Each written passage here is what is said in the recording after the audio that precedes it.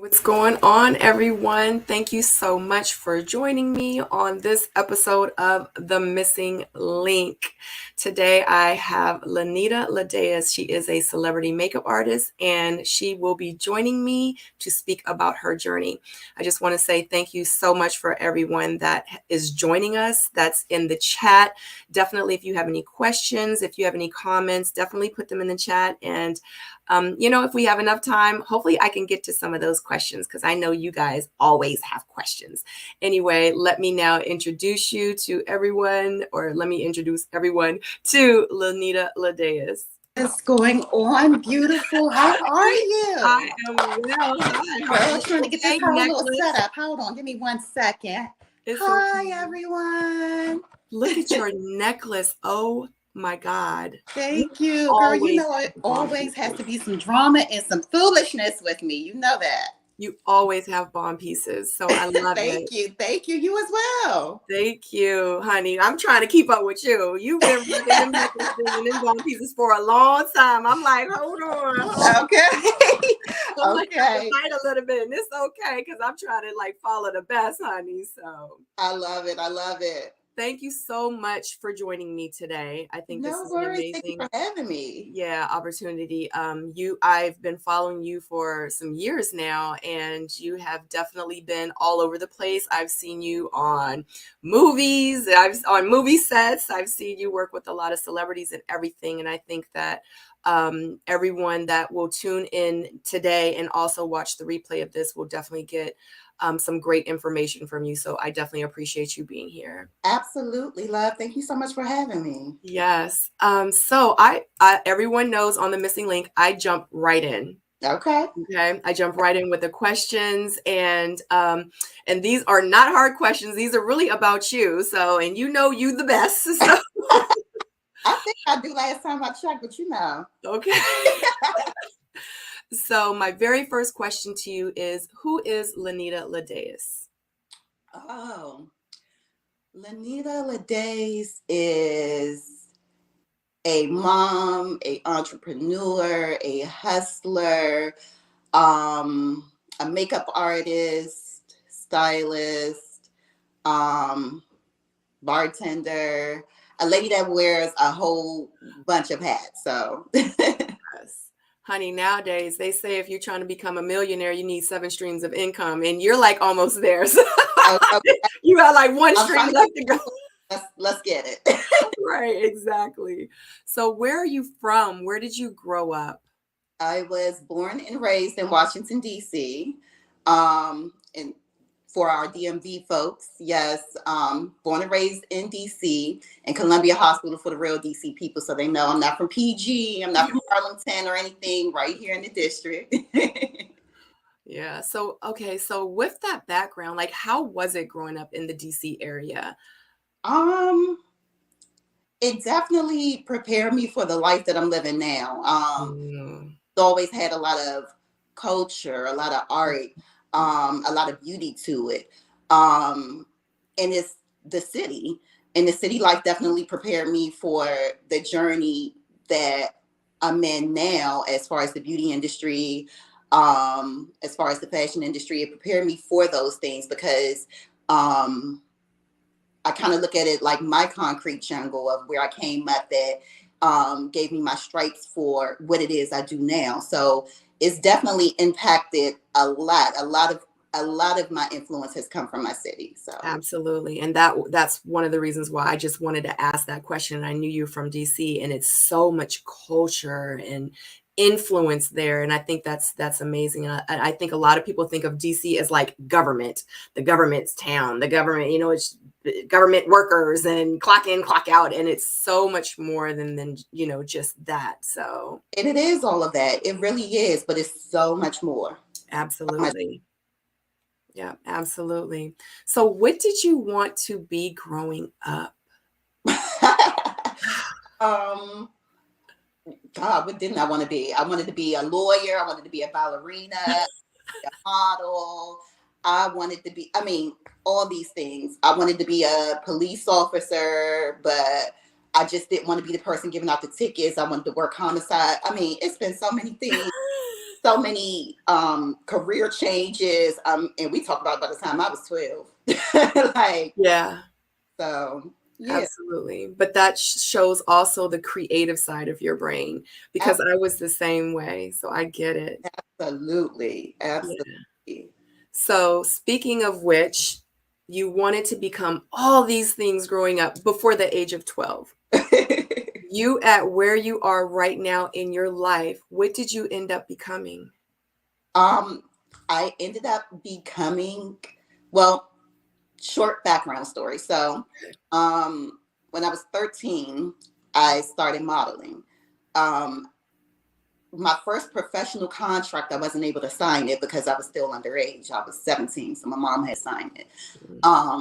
And that's what kind of put me in the forefront of the fashion industry. I got to see the ins and outs, the behind the scenes, everything it took.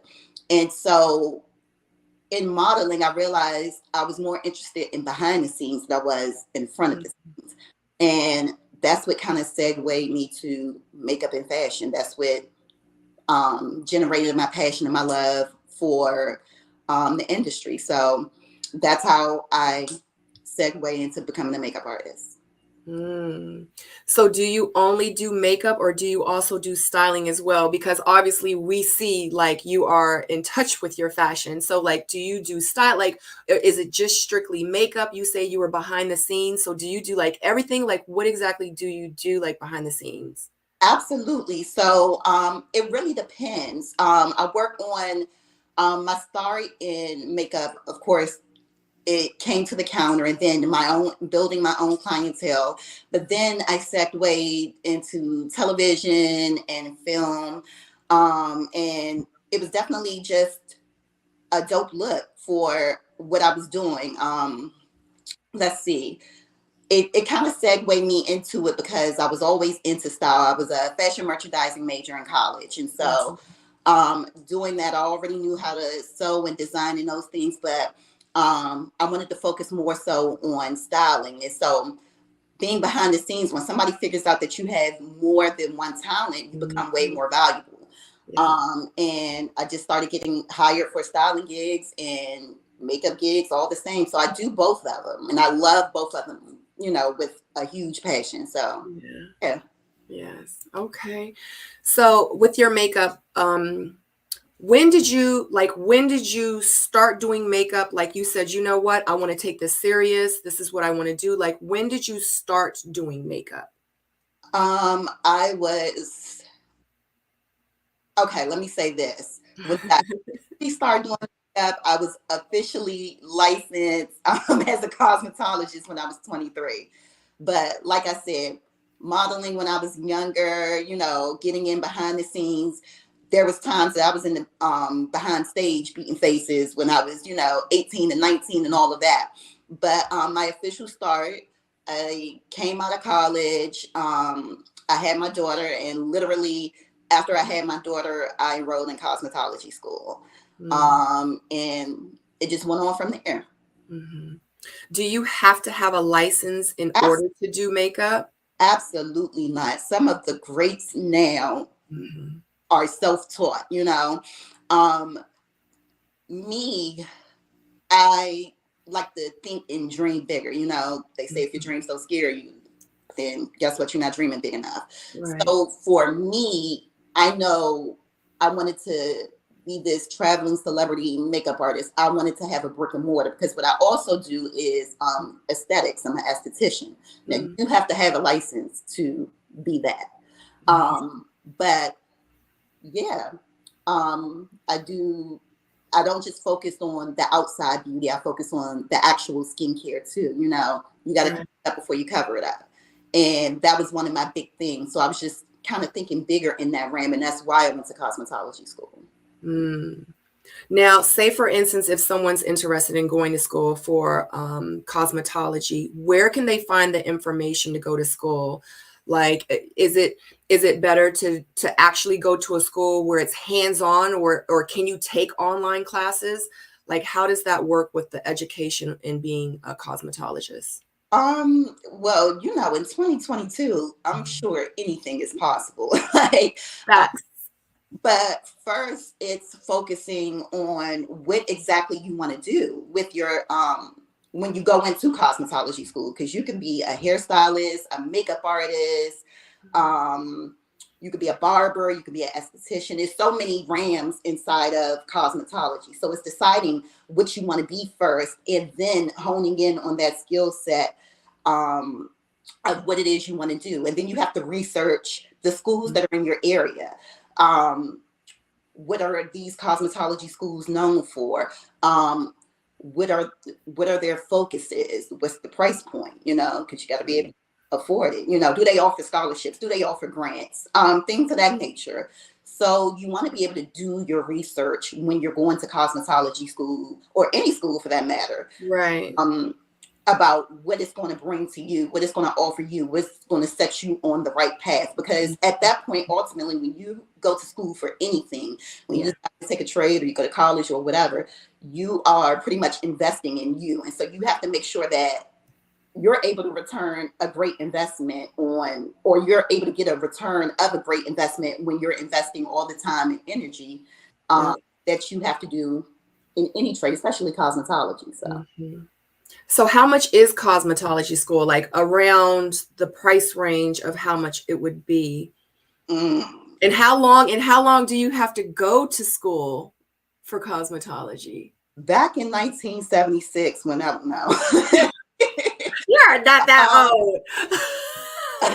Girl, it really varies. Like I said, I did an aesthetics program, which was a little cheaper than actually full-time cosmetology, because once again, depending on which you concentrate in, whether you concentrate in barbering, hair, aesthetic, whatever your concentration on determines how many state hours you have to have. And it varies by state and city. So like in Washington, D.C., I believe now you have to have 1,500 hours. It could have changed. At least when I came out of school, you had to have 1,500 hours. Right. Which averages out, if you go full-time, a year, part-time, anywhere between like 18 months to 2 years. It just really depends on where you are, which school you go to, what you have to offer. But every state has a mandate of exactly how many hours you have to do. Half of those hours are practical hours, and half of those hours are theory hours. So, you know, learning the book work before you go and burn out somebody's hair or cause a skin react. Like you have to know the theory up here before you get to the theory, before you get to the tangible part, you know, the things that I'm getting sued. That part. Right. Do you have to have insurance? You would want to have insurance now. Right. You don't have to have insurance, especially not when you're in college. But in any business, you want to be insured, because anything can happen. And I do mean anything. I mean, most of the time, you know, you pay car insurance every month to ensure that you pay car insurance every month to ensure that you don't have an accident. And most times you never have an accident, but it's that one time you are all the way set up and you just need something to have your back. So you want to treat your business the same way, because that one little hiccup, that one little accident can cost you your business, and you definitely don't want that. Yeah, absolutely, honey. That's absolutely right. So it could cost you your business and some of your life, honey, depending on what it is. So exactly. You definitely want to, you know, I'm not wishing any bad on anyone, honey. I know you guys are all great and amazing. But that's the real though. We gotta keep it 100. Listen, like you said, it's always that one time, and then too, it's always a situation like in a car accident. You know, knock on wood. Half the time, it ain't even your fault. But guess what? What if they don't have insurance? Exactly. Then you need to be covered. So you're absolutely right.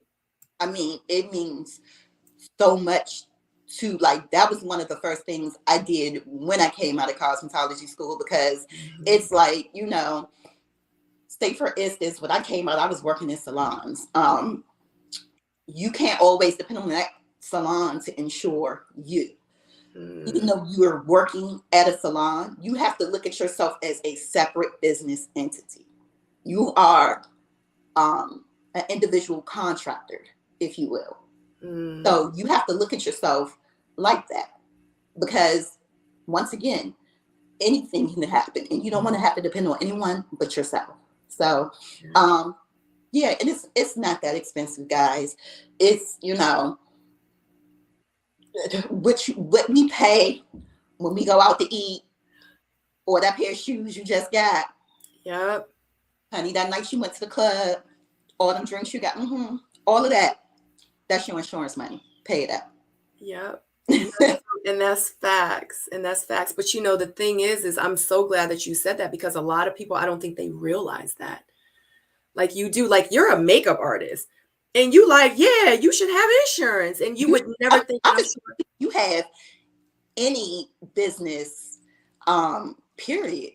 Yeah. They don't get it. So I'm glad you said that, because it's true. Like, just when you decide to go into the realm of business, you should have some insurance. Because guess what? Anybody who you're working for, they got theirs.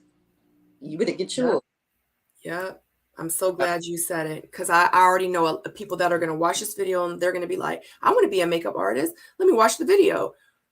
I didn't think that I want to be a makeup artist, so I got to have insurance as a makeup artist. Like, I don't think a lot of people really realize that. You know what I mean? I mean, and there's been some times that I have been hired or contracted to do work.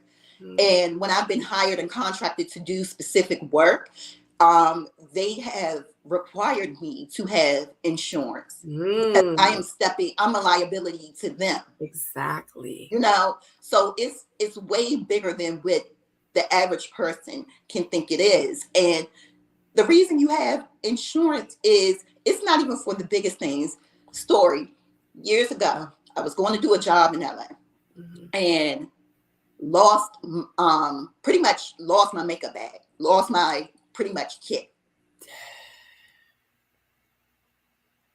Let me ask you this question about how much money do you think of the makeup that was in that bag? How much do you think that you lost worth of makeup in that bag? Girl, that made me fall out on this floor. Oh my God. I don't want you to have to relive nothing, but people need to know. And you've like, you're that person. So you need to let them know, like, okay, let's start from things such as brushes. The average brush can be anywhere between $10 to $40 for a brush. Whew. I have 70, 80 brushes that I use. That's just the brushes, not even the makeup. $30, $40, $50 foundations per piece, depending on what I'm using. It's how many shades in the rainbow? We're not talking about palettes, limited edition things, utensils, tools. We're not talking about, like, I'm just giving you the basics. Like, as I'm adding up in my head, I want to go back 15 years ago and call somebody and be like, y'all got my kid. Like, right. But yeah, simple things like that happen. So you got to be able to get to it. Like, no, nothing stops the show. No one monkey stops the show. No kid, because I was contracted. So what was I going to do? Say, the airport lost my kid? Them people don't care about that. You will get sued royally. No, you have to figure it out. So, and you having insurance covered that bag? It did. Now, don't get me wrong. We all know when you lose something of great value that has great content, you never get back what you really. Right. However, it does not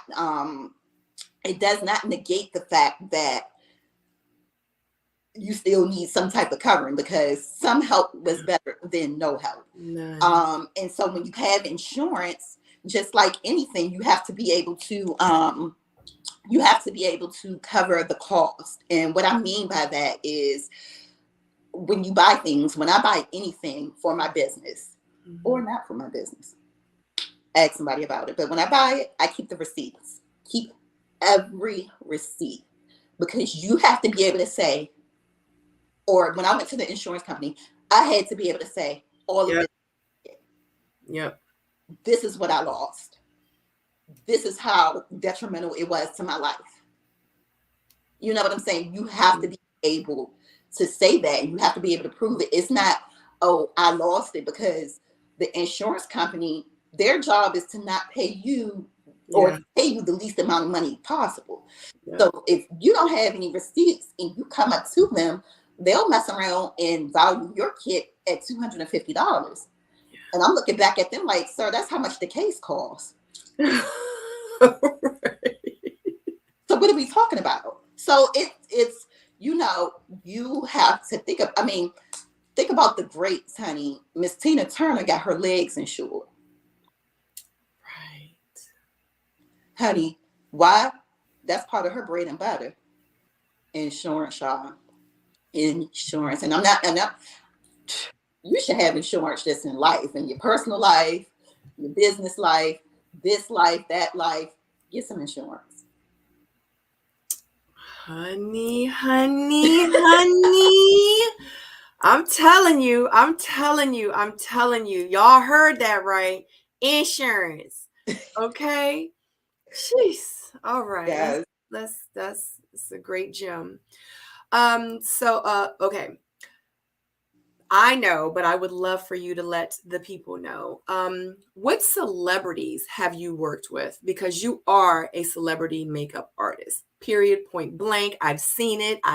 Yes, you be out there in them streets with them celebrities. So please let the people know, like, who have you worked for and worked with, and how was the experience working, or how is it working with celebrities? Um, it's definitely a thrill and a rush when you first get into it. I've worked with people such as Estelle, Paul Wharton. I've worked for networks such as Fox, MTV, BET, CNN, um, Tracy Braxton, God rest her soul. That was my baby. But she was one of my clients. Bevy Smith, who is pretty much all things pop culture host and analyst. Um, let's see, Denise Boutte, Asia Epperson, who's been seen in Straight Outta Compton, or a whole bunch of other movies. I mean, the list goes definitely on, but it's so funny how you, and not just you, people in general say, you're a celebrity makeup artist. And I'm like, I appreciate the compliment, but for me, I'm like, um, I'm a makeup artist. I'm Girl, I would put some respect on your name. you're right. Okay. You know, not even that. It's just like, I don't want the people to think I'm just for the celebrities, honey. You book an appointment, you get a beat. You get a beat. You book an appointment, you get a beat. You get a beat too. You get a beat. Like, everybody gets a beat when they book an appointment. So it's like I said, I'm humbled, and I appreciate when people refer to me as a celebrity makeup artist. But honey, I'm not all for the celebrities. That's right. You For for the everybody. people. So, Yeah. yeah. But definitely, I that's what it is. That's what I do. And yeah, there's an extended list for my DMV people. We got Autumn Joy, we got Guy Lambert, um, who else? I mean, it's just so the list goes on and on, and it's a fun experience, but you also have to be able to take the good with the bad. Mhm. And what I mean by that, talked about me being on television and film, and you've been on film sets before. they're two different dynamics. Television is like quick, this time you gotta be here, this person has to be on set at this time, da, da, da. Movies are a lot different. You have to have a lot of patience. Mm-hmm. You have to know how to move around on the set, you know. You have to it's a lot of sitting and waiting. It's a lot of sitting and waiting. You have to be prepared to hurry up and wait. Yep. It is a lot of continuity. That is a word that you will hear time and time again. Mm-hmm. Continuity. Mm-hmm. So there's a lot of that, making sure that the looks are in line with what the scene is. Before you move forward, because continuity is so explain to them what continuity means before we move forward, because that's very, very important, especially for someone that's interested in working and being in makeup and on set, and like that's very important. So explain to them what that means. Absolutely. So continuity is when we sit down and we watch a movie. To us, the movie looks like, okay, this day happened, and then they went to the next day and things of that nature, and the movie continues on. They were in the coffee shop drinking coffee, talking, they were walking down the street, whatever is happening in the movie in that one scene. That's how it looks to the viewer. However, that one scene, especially depending on how many people are in that scene, it took a few days to record. Right. It took multiple days. So when you see a scene and, the lady, the couple, they walk out the house and they get in the car and they go to the coffee shop and they have a cup of coffee. And then they come out and, they go to the festival or whatever. I'm just giving you a timeline. Mm-hmm. It looks like it's one continuous day. However, us on set took us about 10 days to give you that one day of shooting, or that one scene, that one day of a scene, And so you have to keep what's called continuity. Meaning, if we're shooting a scene that all happened in one day, I can't have her with the smoky eye and a new lip in one scene, and the next day with a red lip and a matte eye in the next, because I've thrown off the continuity. It's the same day. So what happens is you have to have pictures of everything. And this as a stylist and designer. As a stylist and designer, it's even harder than the makeup, because the makeup, I just need the picture of what that look is. Mm-hmm. But when you are the stylist or the designer or the costume designer on a set, you need everything. You need to know that I had on this necklace with this ring, this watch. I had on this black shirt, these black pants. My face looked exactly like this. Like, it has to be the same. You have to keep the continuity. Because if you don't keep the continuity, now in editing, what they've realized is that the scenes don't match up. And now if the scenes don't match up, they have to re-record that whole scene. The whole thing. Guess what? Do you know how many thousands upon thousands of dollars that costs? Thousands. People don't get it. Much. They don't get it. Guess who won't have a job after that? You. Fired. Because you forgot to put that hat on that dude, or put the wrong lipstick shade. It's so serious. People don't understand the severity of continuity when it comes to like movie sets and stuff like that. It's very important. Trust me. I mean, I have been on sets where something as simple, a scene had to be re-recorded for something as simple as someone not having on the wedding band that they were supposed to have on, or something like that, because it will throw the continuity all the way off. You never see that person. So it's very intricate. What I tell people all the time, the moment that you decide that you want to work in film because it seems exciting from the outside looking in, and don't get me wrong, it does have its thrills. Like, I'm the person who, after all the blood, sweat, and tears, months later, when I look and the movie comes out, I'm like, oh, my baby, look, and I'm so excited. And it's a great thing, but you have to be able to, like, thug it through, because we're talking about 12, 13-hour days. And, you know, if you on that styling side, after they say cut or it's a wrap for the evening, your work still ain't done. Because you got to go prepare for tomorrow. You got to separate the looks. You got to have it together. You got to know what looks you're doing for the scenes. You got to study the script to see, what it is. I mean, you can't have it going to dinner in a prom dress or whatever. You got to, Right. if it's the daytime and she's going out for tea, it may be a bit much for her to be smoked all the way out with a deep red lip.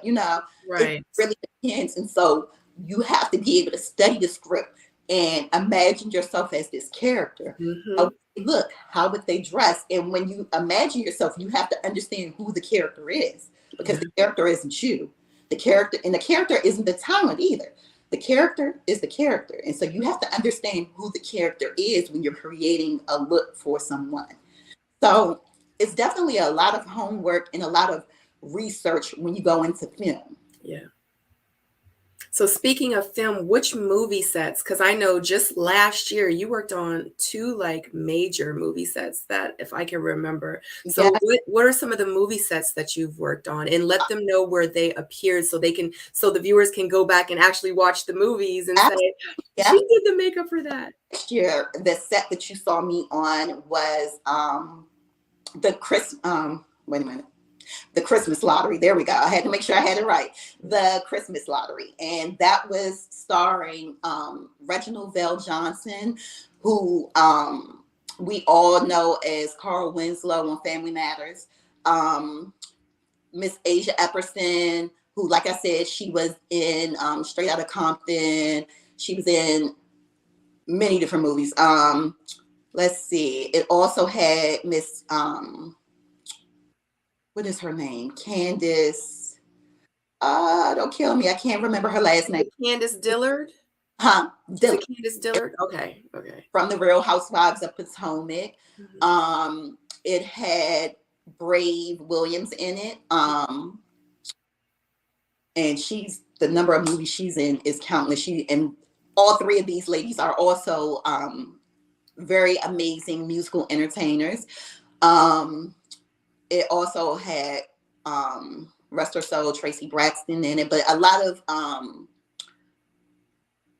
amazing people and faces in it. That is a movie that can be seen on BET. Actually, most of them can be seen on BET, because that's a lot of what I do my production with. That movie was shot with Octet. Shout out to Octet, Chuck and Bree. But that was one of the movies. The movie before, or the last movie that I did, was I'm sorry, I'm just having a brain.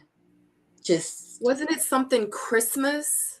That was the Christmas Lottery. That was the one that I just described. The one prior to that was another Christmas. Oh my God, I'm looking at the movie now in my head. I can't think of the name of it. But it starred Jasmine Burke, who is an amazing actress. Angrily Ever After. Whew, thank you. Yeah, I don't know why I said Christmas. That's what I was right. Because she was gonna get married. Yeah. And that was just an amazing movie. Period. Good life lesson. Go catch that. That is on BET. Secrets, the movie, starring Denise Boutte, Denise Lawton. They were on Meet the Browns and bunch of other Tyler Perry films and stuff like that. So some great work. And you definitely can go to my IMDb and research all the other films and movies I've done. So yeah, those were the most recent ones that I've worked on. That's amazing. Mm-hmm. So as a makeup artist, and you don't have to say the exact amount. You can choose not to answer if you decide you don't want to.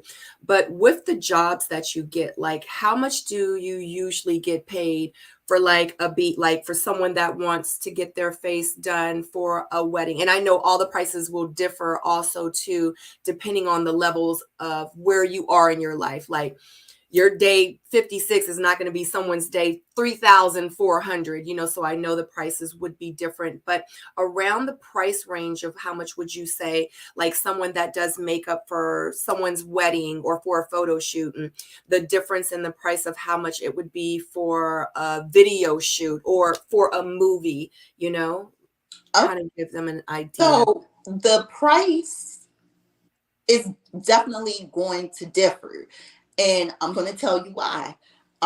Once again, keep in mind that you guys are independent contractors when you decide to step into this realm of occupation. And so, as independent contractors, what that means is you have to charge pretty much for everything. So the moment that I decide to pack up my kit and caboodle, that is X amount of dollars. Okay. You're more than welcome to come to me. However, if I have to come to you, that's extra X amount of dollars, depending on where I'm coming to you. Now, the price if I was doing a bride is double that. And the reason being, when I book appointments, I book them based on 1 hour slots. It takes me roughly about an hour to get through a face, 45 minutes to an hour. That's that one face. Once I beat your face, thank you, come again, and I'm gone. With the bride, the difference is if you go to a bride, and I've done countless brides, there is, when you get there, you're not going to be there for an hour. Mm-hmm. You're going to be there more like 3. Because on any wedding, there's a million things going on. There's a million people talking to the bride. She can't sit and concentrate. She's trying to dictate. She's letting Flores know where he needs to go. She's trying to figure out, tell her husband without looking at him, or her future husband without looking at him, that he needs to be here, and that his tux is over here, and that the bridesmaids' dresses is over here. And all, she's trying to dictate, even if they have planners. Yeah. Even if they have people to dictate these things for them. That's what brides do. Because of it, it adds on more time. Mm-hmm. So typically, the makeup artist is the last person to touch the bride prior to her getting dressed. Mm-hmm. So with that being said, once she gets dressed and the camera is flicking, you have to make sure you're doing those final touch-ups and those final looks to make sure she looks perfect for her day. That adds on extra time. So typically, you're with a bride for 3 to 4 hours. So the price of that one makeup client has now multiplied to 3 to 4. Mm. And you have to let people know that you're on a time frame, because we all know time is money. Honey, I wish all of my brides nothing but a blissful marriage of love, peace, happiness, and forever. But I also need you to know that this is what it calls per hour. I am here from this time to this time. Because you can't let people play with you as it relates to your time with these clients. Yeah. But they will. And so it's about figuring out what your work is worth. Mm-hmm. So we're artists. We are artists. But once we create the art, you got to figure out how to sell the art. Right. Because we can't be a starving artist forever. So you have to put that price on there. And you have to be able to say, this is what I charge per face, hands down. Mm-hmm. I don't stutter. Somebody books an appointment with me, listen, this is what it is.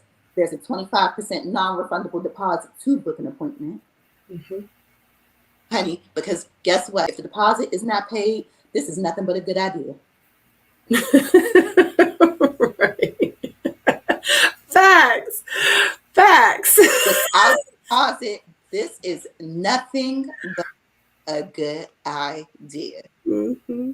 And it shows good faith and will on their end. They're going to have to play with you because now you got a part of their money. That's right. You can come or not come. Yep. Period. But it shows good faith on both ends. It locks that appointment down so that people don't play with you, because people will cancel on you.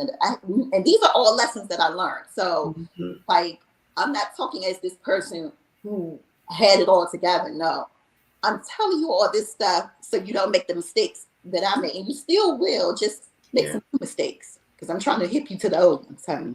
Like, But yeah, it's about knowing your worth, charging it, and saying it with the validation. You can't be like, oh, why you only charge? No. You got to say it with your chest. I charge this. Like, because people will try to negotiate like we are at the car dealership. No, man, Pam. Did you negotiate when you went in Gucci and bought that bag? Honey, they will add 4 taxes. Be like, we're going to add it. And you will still be like, how much? That, honey, it's somebody you can play with. It's just not me. Not about my coin. No, That's right. That's right. It's about, that's why you have to say it. And it's so funny because, like I said, I've worked with so many brides and stuff. And I've even helped plan weddings. And when you look into like these bridal books, those little bridal planner books, one of the things that they always try to tell the bride is that everything is negotiable. Not a big. You got to stand on that. And don't get me wrong, if that's what you want to do, it's fine to negotiate. I'm not saying you can't, but keep in mind when you start that, it's now like you're at the auction, 25, can I get 30? Can I get 30? No, we're not playing that. We're not. Like, you have to hold clear to what it is across the board when it comes, because this is your livelihood. This is how you eat. This is how you put food on your table. This is how, you keep a roof over here. You have to. Yeah. Because whoever comes to you, they got their face beat and they're going to go on business. Thanks. But you sitting over here still struggling. So you got to put a price on it. You got to practice and hone in and do the work. You got to use great products. You know what I'm saying? To give the look that you want to. You can't be over here talking about something you charging $250 for a face with Maybelline, honey. No shade, no read, but it's just not going to work out for you that great. And I'm not saying everything has to be some type of label. That's not what I'm saying by far. But when you are knowledgeable in research, what products work and why they work for you, and practicing, like what I tell makeup artists, period. The first place that any makeup artist should work at is in a department store in the cosmetics department. Period. That is where that needs to be your training ground. And the reason I say that is because when you're in a Nordstrom, when you're in a Macy's, when you're in a Saks Fifth Avenue, or wherever you are, there's 50 different counters, with all different products. They just want you to sell the products. But when you're in there using the products, you get to see what works for you, what you like, what you don't like. And then at this point, now you have an employee discount. So you can get all your little items and stack all your little kit out. And then when you work in cosmetics, the different companies, they send trainers in to train you on how they want you to use the product. So now you're officially trained by this company and that company. When the trainers come in, they bring in what's called gratis, which is free products. So now you're getting free luxury products to put inside your kit on top of products that you get the discount on. And then you know how to use all the products because they're at your disposal in the department store. So utilize your surroundings and your skill set. The department store is the first place you should go. Even if you decided, because I'm not a retail girl, honey. My life doesn't depend on selling mascaras, okay? So, but it will give you that skill set to know how to upsell and sell yourself as a makeup artist. How to use this product, how to use this brush. I like this because this does this. This makes the skin to do this. You're exposed to so many things that you wouldn't otherwise be exposed to, you know? Mm-hmm. So definitely that's a good little gem for you guys to have. So yeah. Little honey, that was a huge gem. That was a big old fat carrot. Babe, I'm just saying, I want everybody to eat. I want everybody to I win. love it. Exactly. And that's exactly what this is about. I love it. Yes. Wow. I love it. Okay. Okay. Let me focus. Let me focus. Okay, so you we're talking about getting paid. So the thing is do you get paid? So you get your 25% deposit. Do you get paid after the remaining balance after you do the face, or do you I require them to pay? I personally do the face and then let them see. I mean, because it's just like, when you go to the hair salon, you sit down, or, in my case, the barbershop, however it goes, when you go sit down, they perform the service first and then you pay them. Mm-hmm. When you go to a restaurant, you eat the food first and then you pay them. Mm-hmm. So it's the same thing. Mm-hmm. The deposit isn't to say that I don't think you will pay me. The deposit is to keep from holding an appointment spot that could have been available for anybody. Right. Cancel at the last minute, and now you have no client or no money. Mm-hmm. You get what I'm saying? So it's good faith that if I'm coming to you to do your makeup, that you will pay me afterwards. Thank God I have never had that happen. I have had I've had it happen twice, but it wasn't on purpose. It happened, and this is another gem I'm gonna tell you. Learn from my mistakes. So, in the beginning, I've had two brides that didn't pay me. Mm-hmm. And it wasn't that they were trying to jet me. Once again, like I said, she over here focused with the bridesmaids. She worried about the florist, it's the preacher downstairs, all this other stuff. She got a million things going on in her head. Your payment wasn't one of them. Mm-hmm. And so it went on. And when she's in the wedding dress, me personally, I don't want to be like, girl, you got my money. Like, Right. get a little tacky. And so how you get past that is I put in my bridal contract that upon arrival, your planner, or if you don't have a planner, your maid of honor or the mother of the bride, somebody needs to have an envelope containing money, then handing it to me. Mm-hmm. And the reason you do that, because you're out of all the chaos. Yeah. And nobody's going to be offended of that. Because guess what? Whoever is handing out the envelopes has about 30 other envelopes to hand out to the caterer, to the florist, to the preacher, to this, to that. You get what I'm saying? So there's a person holding the envelopes. Just make sure that that person is holding an envelope for you. Mm-hmm. So, yeah. But those are the only two times. I've never had anyone not intentionally run out and not pay for their services. Mm-hmm. And everything has worked out well. And I typically just ask, with the exception of the brides, as I just explained. But aside from that, everyone else, just at the end of the service, I ask for. Now, going back to if you are working for a company doing TV, film, production, commercials, sometimes photography, keep in mind that people, you don't get that check at the end of the day. Mm-hmm. And you might want to plan out for that. The reason being, if you're working on a long film that's, roughly about a month or 2 months, they'll arrange for you to get paid weekly or bi-weekly or whatever, typically. Honey. But if you're working on a commercial or a short film or something of that nature, you must then do what is called a net 15 or net 30. Sometimes it may be a net 45.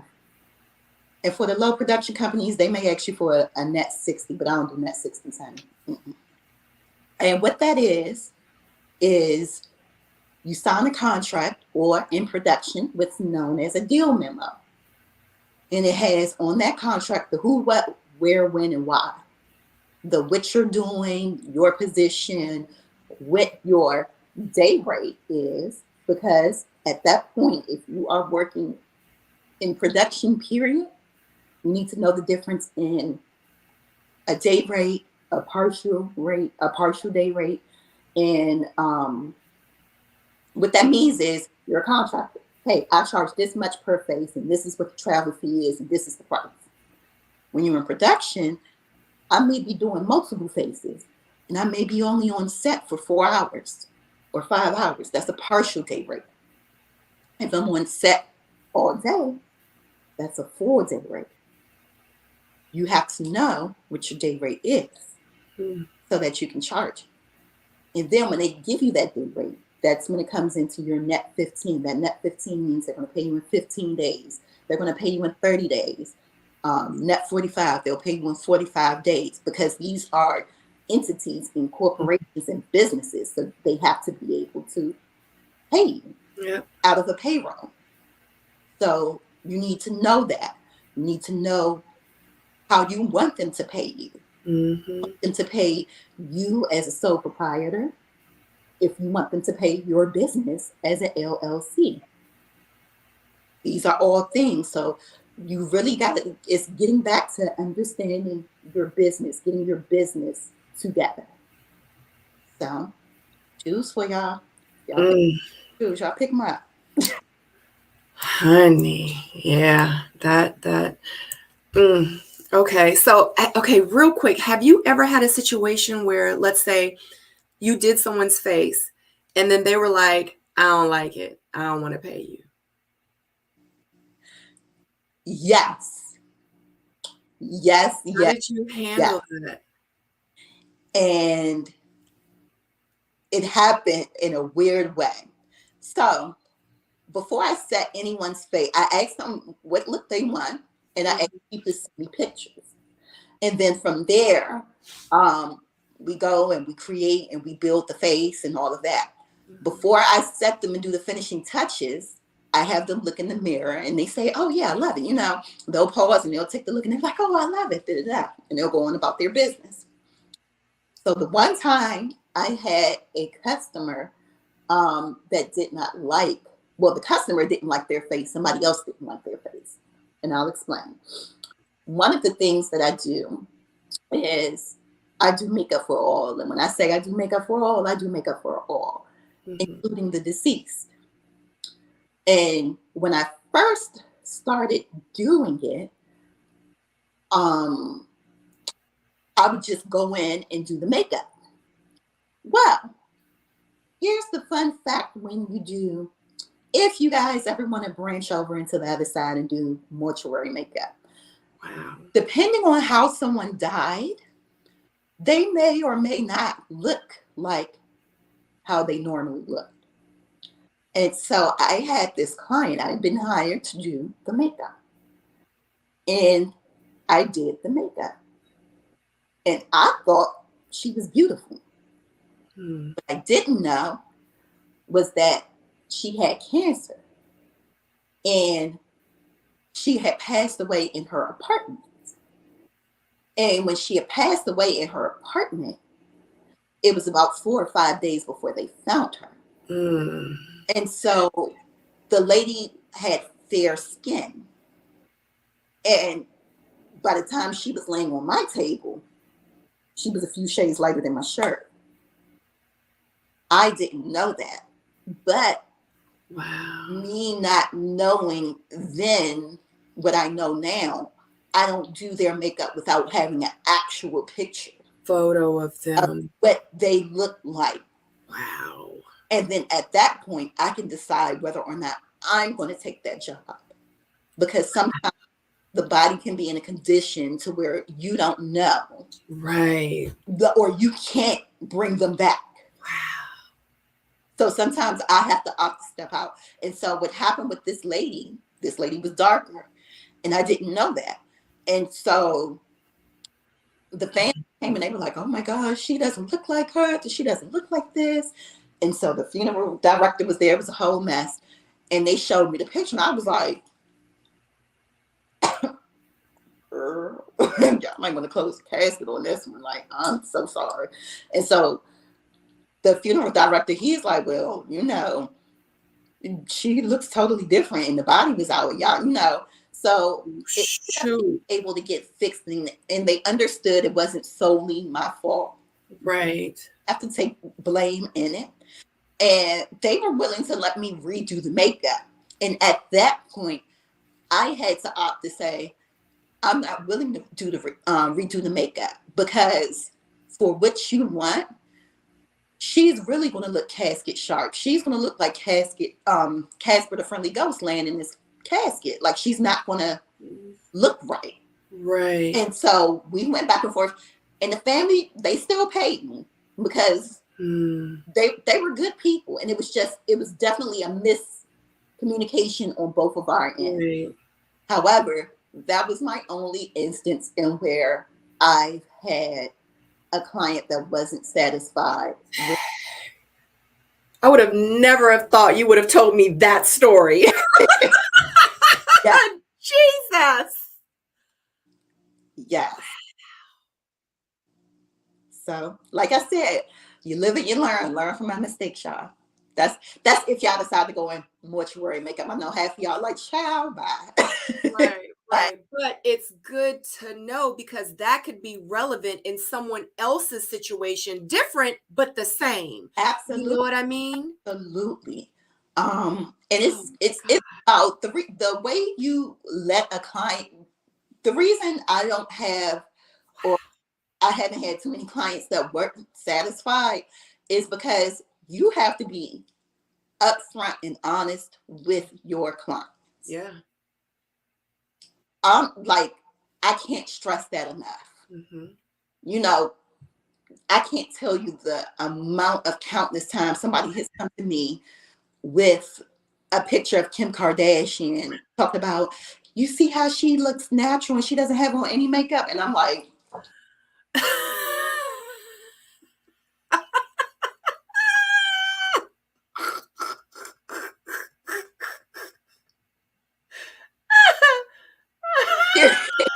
and I'm, she has on 3 times the amount of normal makeup than the average person would have to look. And this is what it is. Now, when we do this on you, your brows aren't shaped like that. You don't have her cheek structure. Now, I can contour you to the gods, but honey, I'm a plastic surgeon with these brushes, not in real life. This is what you're going to look like. We're going to, and once they get it, they get it. Right. You'll have the clients that have never had their makeup done. And at first, they're like, oh my God, it's like too much. And then they'll look at it, and I'm like, yeah, girl, because you're not used to seeing yourself with makeup. And then they'll look and they're like, oh, wait, I look good. And then they'll start taking pictures and they're like, oh, okay. And right. So it's so many different components or whatever. So you have to be able to be honest with the client and sit. Right. And I'm gonna give you the good and the bad with it. I did not let my clients look in the mirror. And the reason, until I was finished, and the reason why is we have a journey to get to. You have to look crazy before you look good. Good. Yeah. I don't have time in the hour, in the 60 minutes that we have, I don't have time to sit to stop and explain. Now, if you would like to take a personal makeup course with me, you're more than welcome, but you're not going to do it right here. Right. So I can easily get through the face and they can see it. Now, I let my clients look in the mirror. And just so that they can say, hey, can you make it more smoky, or can you make it this? Because at this point, I've been in the game for years. I've been in the game for years. And I've been in long enough to say, baby, Google me. check, look at my work. That's my work. You know what? Your work doesn't lie. And so when you look at my work, it's like you know what you're getting. This is what you're getting. Mm-hmm. And so that's the difference. And so when you're doing that, me letting you look in the mirror is not so you can sit there and micromanage. Critique it, yeah. It's for you to say, hey, can we go deeper in the cheek? Or can this color be a little bit more rosy, or whatever it is, however you get to it, that's what it's meant to do. So it's you as makeup artists will learn to realize what works and what doesn't. Because there are going to be some techniques and some things that you do that are going to work perfect for you, that I can tell you all day long. And then there's going to be some that you'll be like, girl, that don't work for me. And guess what? I get it. Because there were some things that I was taught that I'm like, girl, whatever floats your boat, but honey, my boat's sinking over here. So I'm going to have to give me a little life raft or whatever before we have a Titanic situation. You figure out what works for you. And so that's one of my biggest things, like learn. To this day, I still go to courses. I'm still on YouTube University looking to see what the new trend is. I'm constantly opening up a magazine to see what the new editorial looks like. You have to hone in on your craft. Right. I'm a makeup artist and that's it. You have to forecast looks, Right. So, yeah. So what do you like least? Let's do what do you like the most about being a makeup artist first? I love the look that a client gives when they see themselves, like when they see the finished product. I love being my own boss. Child, 9 to 5s depress me. Cubicles depress me. No shade to anybody who's working. It's just never was my thing. I love the energy. I am a person who loves the art of transformation. So I love that component of it. Love it. The thing I hate, child, to clean up. The clean, having to get, because you got a million brushes to get to, and then you got to clean them. And if I got an appointment right after that, I got to stick and move. That's why I work with multiple brushes so I can, toss and go. And you know this better than anybody, honey. Whenever Chase is out of school, Chase is my daughter, y'all. Whenever she's out of school or whatever, and I got an appointment, I'm like, come on, assistant, let's go. Need these brushes. She knows how to set out my kit. She knows how to lay it out. She's my behind the scenes photographer when I'm doing makeup. Y'all better utilize them kids. I do. I know, but you're absolutely right. Yes, but it definitely helps, and sometimes you can hire an assistant. Say for instance, I'm working a wedding, and aside from the bride, that wedding has 7 bridesmaids. I can't necessarily get to all of them. But when you have an assistant that can help you with a few of those faces, it's a give and take, because you're able to teach them and guide them to become great artists on their own. And then they're able to be in the industry to see how this functions, how it works out. They're able to lay out your things for you. They're able to, help you clean your brushes, help you get to the next client. So it's multiple benefits to that too. So yeah, you got to be able to utilize, and then you're paying them a discount. Now pay your people, but their rate isn't going to be the rate of yours, because they're an apprentice, if you will. So they're learning the tricks of the trade under you. So it helps you. Like, you get the help, they get the help, and it builds your brand and your look.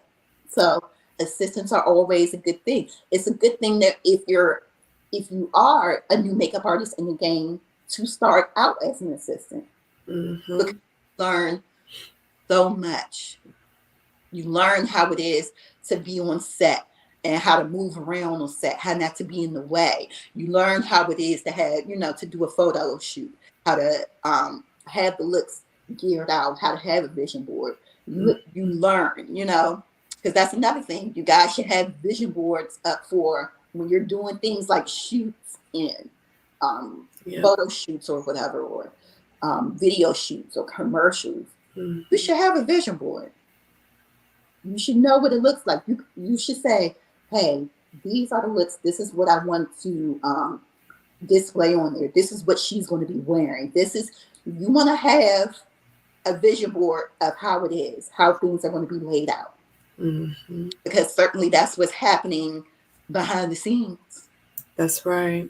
So definitely do that. But it's a great thing to start out as an assistant. The same way I said you learn the tricks in the trade of makeup when you are working in a department store in cosmetics. You learn the tricks of the trade assisting. Yeah. You want to work on your speed? Go to New York Fashion Week and work behind the scenes of a fashion show. Because then at that point, you ain't got 45 minutes or an hour to get a face on, honey. You got about 20. Yep. Really 17. Because at 15, I'm wondering why she not beat. Yeah. So it's so many different ways in which you can learn. But the goal is to keep learning. Like I keep myself immersed in things. I'm always researching or looking at a video. If it's a class in the area, I'm taking it. Look at who your legends, your people that you look up to. Look and see what they're doing. They're always teaching something. Yeah. Pat McGrath, always look at her stuff. Love her stuff. Miss Bobby Brown, she is the pillar of what natural makeup on women should look. For my DMV people, Miss Kim Lee, living legend. True celebrity makeup artist. Look and see what they're doing. Look. You gotta be able to do your research. You gotta see what's going on. You gotta know trends. You gotta know forecasts. Know what's going on. What would you tell? And what you just said was so amazing. But I want you to elaborate a little bit more. What would you tell anyone who is interested in becoming a makeup artist? Like, what advice would you give them? What I would say is you do not have to go to school to be a makeup artist, but you do have to be educated. Once again, you got to know those forecasts. You have to know those trends. You have to hone in on your craft. You have to practice, even if it's just on yourself. In the beginning, you may have to get all your girlfriends together. Girl, I'm doing a photo shoot, honey. Hire a photographer. Go to one of the universities in your area and get an up-and-coming photographer. Pay him a nice little stipend and say, hey, can you take these pictures? Can we do a test shoot? Sit there, get all your girlfriends together and practice, honey. We all sitting around acting like models on Instagram anyway, honey. Might as well get a beat out of them. Beat their face. Practice. Nowadays, they didn't have, or they had them when I was in school, but they weren't good ones. They have like the little silicone makeup faces that you can sit there and do the makeup on. Get it. Learn it. Going back to what I said about the department stores, getting all the information you can from them, the knowledge, playing with the products. But guess what? Every counter or most of the counters also have face charts. And for most of you, you should know what a face chart is, but face charts are their paper it has a face on there, and the paper is made to absorb the certain type of makeup, but it's meant for you to practice and put the look on there. It's technically meant for you to put all the things that you put on the client's face, so they know everything that you used on their face, so you can hand it to them in hopes that they're purchasing most of those things off of that face chart. But it's also for your practice. Right. Get a face chart. Practice. Do your makeup every day. Right. Practice. Baby, back when I first started doing makeup, I would look like I was going on the red carpet to go to the 7-Eleven. Right. Practice. You have to practice. Take pictures of your work. Do test shoots. Test shoots are going to be the best thing for you because what a test shoot does, you get to see your before work, position it on to see how much you've grown. I still look back at my first photo shoot I ever did, and I'm like, oh, look at me, so nothing. So practice, hone in, educate yourself, work on your customer service. And if you got a bad attitude, this ain't the industry for you. Right. This is not the industry for you because you have to be in the likes of the people. Right. Do what sets you apart. Make the client feel special. What's your little knick-knack that you give them? Yeah. When I do my clients, I have my own lipstick line. When I finish a client, whatever color I used on her lip, that's her gift from me. Oh, gift. That's cool. The thank you card. I keep all my clients' birthdays so I can send them a birthday, a personalized birthday text message or email. That goes a long way. That's called residual income. Okay? Because you want to always bring in the back. When somebody thinks of something, you always want to bring it in the back of your head.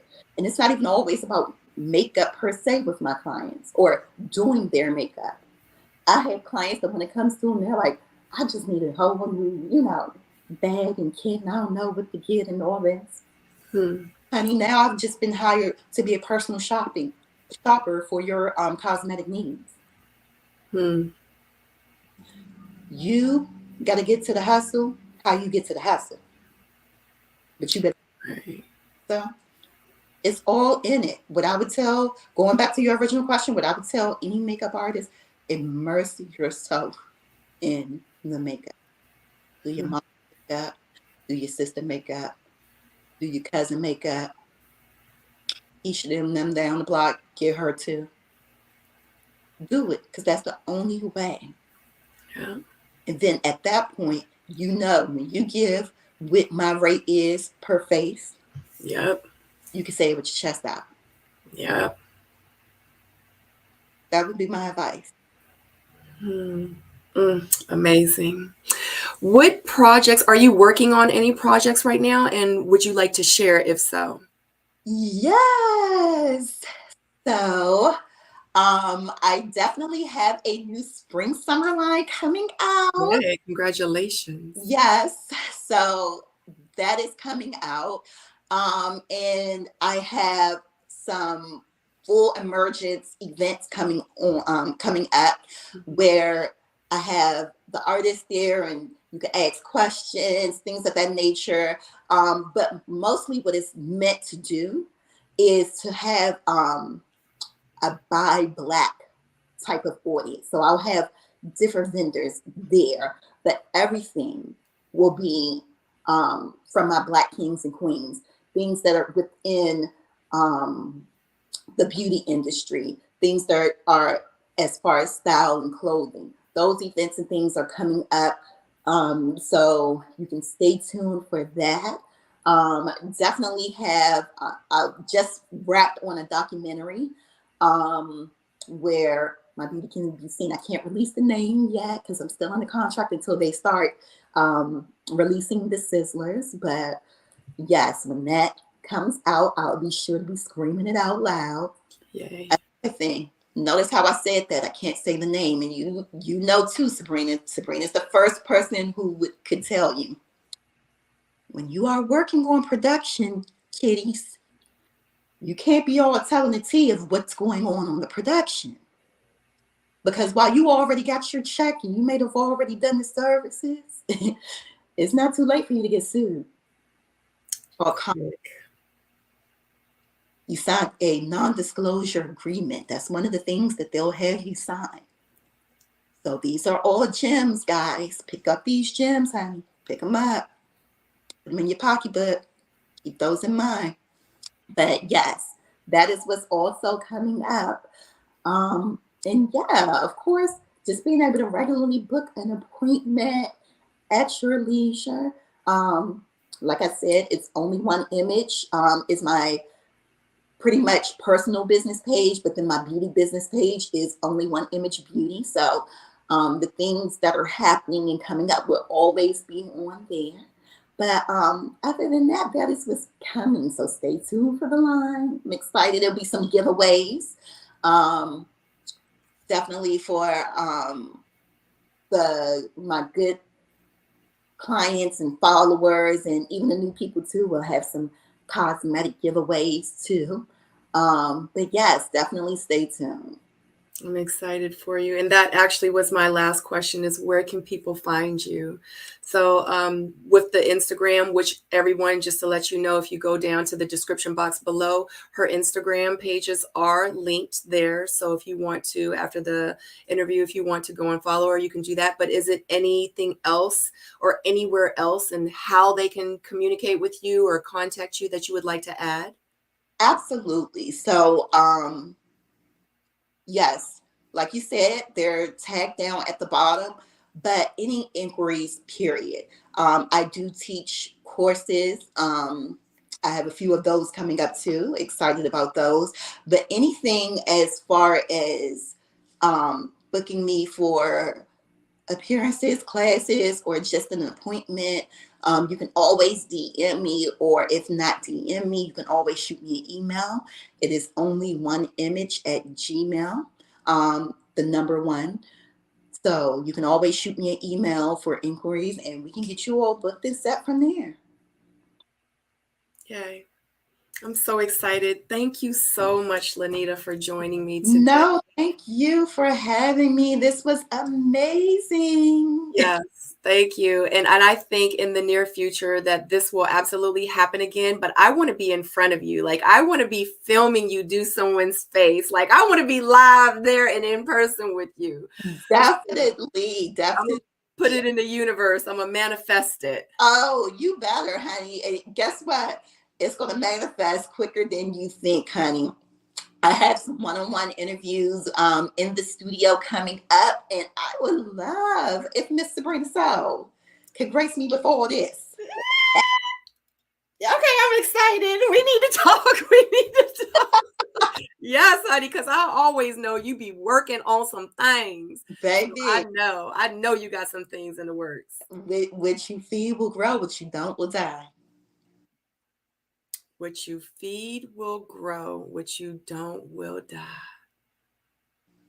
Honey, well, honey, we all need to grow together. That part. Because I die right now, not from not eating. Exactly. Preferably old age, but however we get to it. But for right now, we're on this hustle. Exactly. And my goal and my dream is that I can reach out to at least one person. It's one person that heard this interview that I put one little gem up in your jewelry box. That's my hope for this whole thing. So right, absolutely. Well, we're gonna say hundreds and hundreds. We're gonna put it out there in the universe. And definitely, you guys, if you need a makeup artist, if you are in the DMV area, and I'm sure that if you're not in the DMV area, Miss LANITA will be more than willing to be flued out. So definitely hit her up for her services. And thank you so much again. Thank you to everyone in the chat. Thank you to everyone that joined us today and that will also watch the replay. And until the next link, I love you guys so much. Have a great day. bye. Bye.